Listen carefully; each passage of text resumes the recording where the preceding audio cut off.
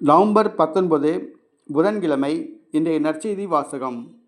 லூக்கா எழுதிய நற்செய்தி 19ஆம் அதிகாரம் 11 முதல் 28 வரை உள்ள திருவசனங்கள். இயேசு எருசலேமை நெருங்கி வந்து கொண்டிருந்தார். அவர் சொன்னதை கேட்டுக்கொண்டிருந்தவர்கள் இறையாட்சி உடனடியாக தோன்றப்போகிறது என்று நினைத்தார்கள். அப்போது இயேசு மேலும் ஓர் உவமையை சொன்னார். உயர் குடிமகன் ஒருவர் ஆட்சியுரிமை பெற்று வர தொலைநாட்டிற்கு போக புறப்பட்டார்.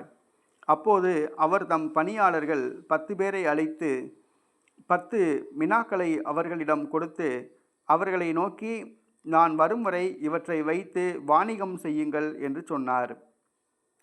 அவருடைய குடிமக்களோ அவரை வெறுத்தனர். எனவே இவர் அரசராக இருப்பது எங்களுக்கு விருப்பமில்லை என்று சொல்லி தூது அனுப்பினர்.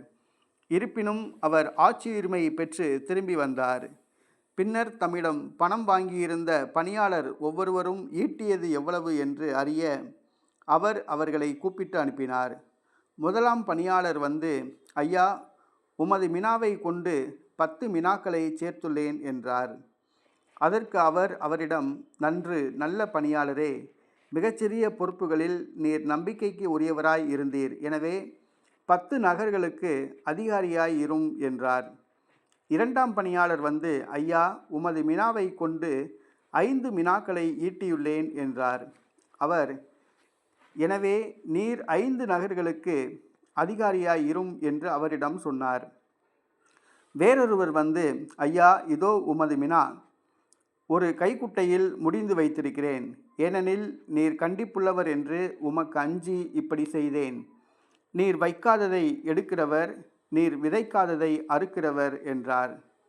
அதற்கு அவர் அவரிடம், பொல்லாத பணியாளே, உன் வாய்ச்சொல்லை கொண்டே உனக்கு தீர்ப்பிடுகிறேன். நான் கண்டிப்பானவன், வைக்காததை எடுக்கிறவன், விதைக்காததை அறுக்கிறவன் என உனக்கு தெரியுமல்லவா? அப்படியானால் ஏன் என் பணத்தை வட்டி கடையில் கொடுத்து வைக்கவில்லை? நான் வந்து அதை வட்டியோடு சேர்த்து பெற்றிருப்பேனே என்றார். பின்பு அருகில் நின்றவர்களிடம் அந்த மினாவை அவனிடமிருந்து எடுத்து 10 மினாக்கள் உள்ளவருக்கு கொடுங்கள் என்றார்.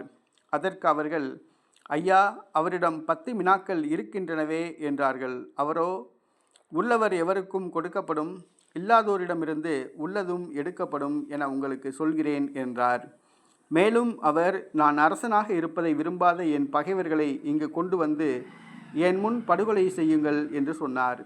இவற்றை சொன்ன பின்பு இயேசு அவர்களுக்கு முன்பாக எருசலேமுக்கு புறப்பட்டு சென்றார். இது கிறிஸ்துவின் நற்செய்தி. கிறிஸ்துவே உமக்கு புகழ்.